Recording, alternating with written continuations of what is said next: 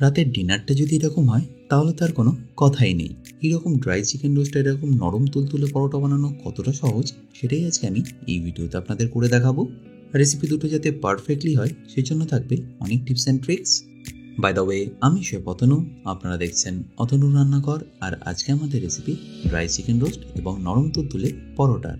তাহলে dry chicken roast বানানোর জন্য আমি এখানে সবার প্রথম নিয়ে নিচ্ছি 1.5 কেজি চিকেনটা আপনারা এখানে উইথ বনি নেবেন, সেক্ষেত্রে দেখবেন এর টেস্টটা আরও অনেক বেশি ভালো হয়। আর চিকেনের পিসগুলো দেখুন আমি কীরকম ছোটো ছোটো রেখেছি, আপনারাও চেষ্টা করবেন এইভাবে ছোটো ছোটো করে কেটে নেওয়ার।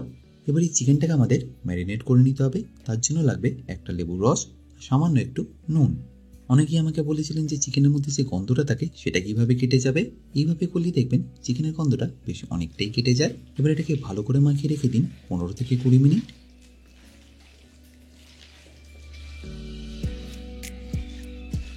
এবার দেখুন এটা বানাতে আর কি আমাদের করে নিতে হবে। সবার প্রথম কেটে নিচ্ছি 4টে পেঁয়াজটাকে চেষ্টা করবেন এইভাবে ফাইন চপ করে নেওয়ার। আচ্ছা, এখানে বলে রাখি কোন রেসিপির জন্য কি ভেজিটেবল কীভাবে কাটতে হয় সেই সব কিছু আমি শিখিয়েছি আমার বেসিক কুকিং কোর্সে, যেটা আপনারা পেয়ে যাবেন আমার নিজস্ব ওয়েবসাইট www.otonurannagor.com এ। আর শুধু কাটিং নয়, সেখানে থাকছে বিভিন্ন রকম স্যালাড, ম্যারিনেশন, এছাড়াও প্রায় 60টারও বেশি ভিডিও যেগুলো আপনাদের হেল্প করবে নিত্য প্রয়োজনীয় রান্নাগুলোকে আরও সুস্বাদু করে তোলার জন্য। আচ্ছা, পেঁয়াজটা এবার এখানে আমাদের কাটা হয়ে গেলে কেটে নিতে হবে কাঁচা লঙ্কাগুলোকে এখানে আপনাদের জাস্ট এইভাবে মাঝখান থেকে দুভাগ করে দিতে হবে।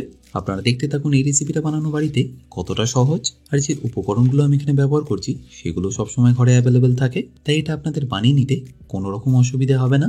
আর কাঁচা লঙ্কা কাটা হয়ে গেলে আমাদের কেটে নিতে হবে আদা।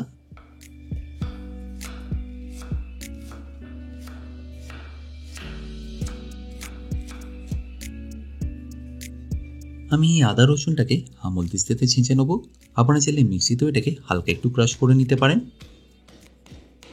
এবার চিকেন ড্রাই রোস্ট বানানোর জন্য আমাদের একটা ড্রাই রোস্টের মশলা বানাতে হবে। তার জন্য একটা ননস্টিকের প্যানে নিয়ে নিয়েছি একটা দারচিনি, 5 থেকে 7টা এলাচ, সাথে 5টা লবঙ্গ, একটা কালো এলাচ, একটা স্টার আনিস, 1 চা চামচ গোটা গোলমরিচ, 1 চা চামচ মৌরি, তারপর 2 বড় চামচ গোটা ধনে, আর সবশেষে লাগবে 12 থেকে 15টা শুকনো লঙ্কা।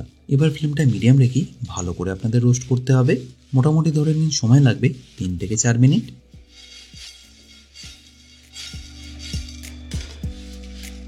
তারপর যখনই দেখবেন খুব সুন্দর একটা গন্ধ বেরোচ্ছে তখনই এটাকে তুলে নিয়ে একটা পাত্রে রেখে দিন। আর তারপর ঠান্ডা হয়ে গেলে সেটাকে ভালো করে পাউডার করে নিন। এবার ড্রাই চিকেন রোস্ট বানানোর আগে আমি এখানে পরোটার ময়দাটা মেখে নিচ্ছি। তার জন্য আমি একটা পাত্রে নিয়ে নিচ্ছি 3 কাপ ময়দা।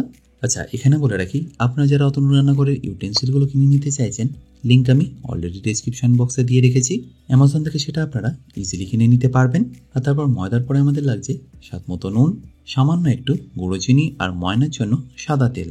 আপনারা যদি গুঁড়ো চিনি না করতে চান সেক্ষেত্রে আপনারা রেগুলার চিনিও ব্যবহার করতে পারেন। আচ্ছা, আপনারা নিশ্চয়ই দেখলেন আমি কিন্তু এখানে খুব বেশি ময়ন ব্যবহার করলাম না। খুব বেশি ময়ন দিয়ে দিলে সেক্ষেত্রে পরোটাটা মুচমুচে হয়ে যাবে, তাই ময়ন হিসাবে তেলটা আপনারা কমই দেবেন।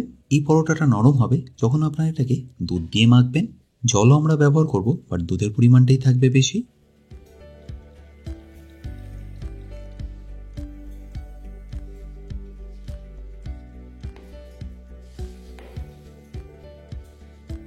দুধটা দিয়ে যখনই দেখবেন একবার ভালো করে মাখা হয়ে গেছে তখন এখানে দিয়ে দিতে হবে পরিমাণ মতো জল।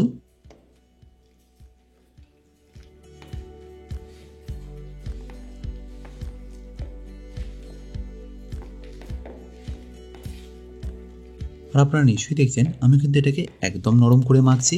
এই সময় হাতে এটা একটু লেগে লেগে যাবে, তাই সেটা অ্যাভয়েড করার জন্য আপনারা সামান্য একটু তেলও হাতে দিয়ে দিতে পারেন।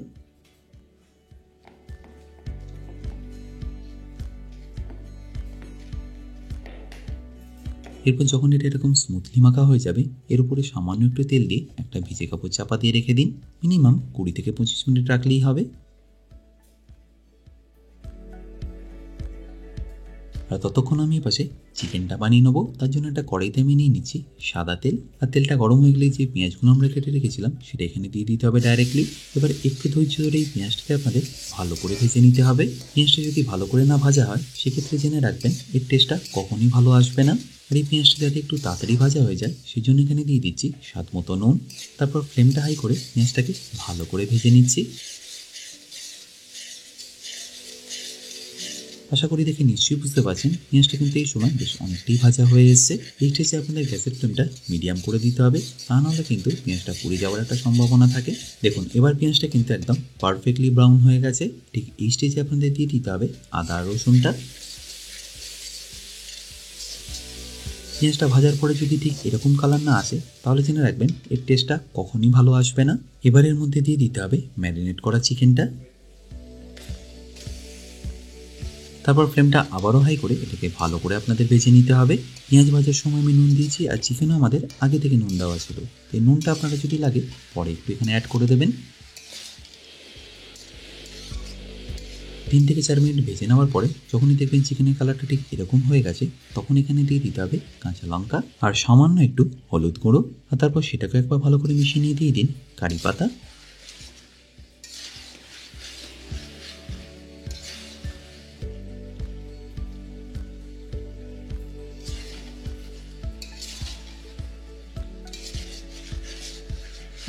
এবার আপনাদের ঢাকা দিয়ে রেখে কুক করে নিতে হবে মিনিমাম 10 থেকে 12 মিনিট।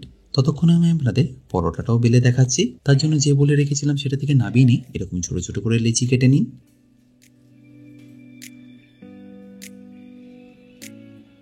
আর এটা করার সময় হাতে অবশ্যই একটু তেল মাখিয়ে নেবেন, তাহলে দেখবেন এটা করতে বেশ সুবিধাই হবে। এবার সব কটা লিচি কাটা হয়ে গেলে এটাকে আমি আপনাদের বেলেও দেখাচ্ছি। এটা আমি আপনাদের তেল দিয়ে বেলে দেখাচ্ছি। আপনার চাইলে এটাকে ময়দা দিয়েও বেলে নিতে পারেন, বাট ময়দা দিয়ে বেললে উপরের যে সারফেসটা হয় সেটা কিন্তু আর অতটা নরম থাকবে না। সেক্ষেত্রে দেখবেন ভাজার পরে ওটা অনেকটাই ক্রিস্পি হয়ে গেছে। প্রথমে এইভাবে গোল করে বেলে নিন, তারপরে অর্ধেক অংশটাকে এইভাবে একটা হাফ মুন শেপ দিন, তারপর আরেকবার ফোল্ড করলে একটা ট্রায়াঙ্গুলার শেপ হয়ে গেল, যেটা আমরা মোস্টলি বাড়িতে বানিয়ে থাকি। এরপর এটাকে আপনাদের এরকম ত্রিভুজের মতো করে বেলে নিতে হবে।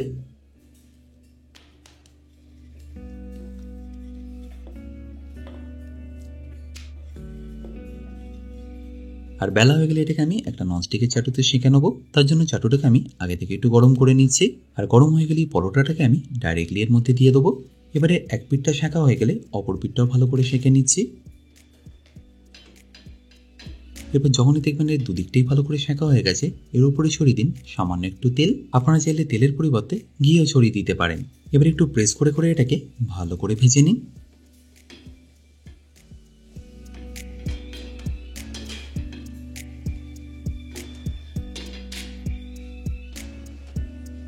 আর ভাজা হয়ে গেলে এই গরম গরম পরোটাটা আমি ডাইরেক্টলি সার্ভ করে দিচ্ছি। এবার এই একই প্রসেসে আমি বাকি পরোটাগুলো ভেজে নেবো। আর এতক্ষণে এই পাশে দেখুন চিকেনটাও ভালো করে কুক হয়ে গেছে। কোনো রকম জল না দেওয়াতে দেখুন চিকেন থেকে কতটা জল ছেড়ে দিয়েছে। এবার যে আমরা হোমমেড ড্রাই রোস্ট মশলাটা বানিয়েছিলাম সেটা এখানে দিয়ে দেবো। আর তারপর ফ্লেমটা হাই করে কুক করে নেবো আরও 8 থেকে 9 মিনিট।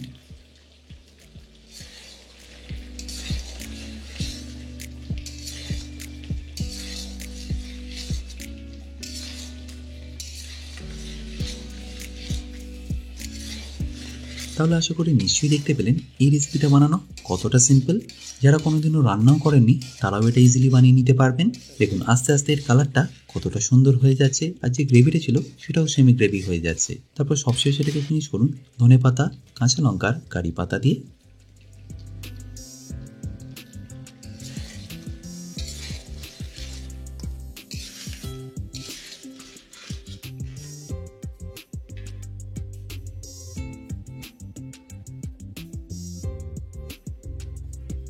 এরকম রাতের ডিনার হলে আর কি চাই। আপনাদের যদি এই রেসিপিটা ভালো লেগে থাকে অবশ্যই কিন্তু আমাকে কমেন্টে জানাতে ভুলবেন না। বাই দ্য ওয়ে, আমি শেফ অতনু, আপনারা দেখছিলেন অতনু রান্নাঘর। দেখা হচ্ছে আপনাদের সাথে আর একটা নতুন রেসিপি নিয়ে নেক্সট এপিসোডে। ভালো থাকবেন, সুস্থ থাকবেন।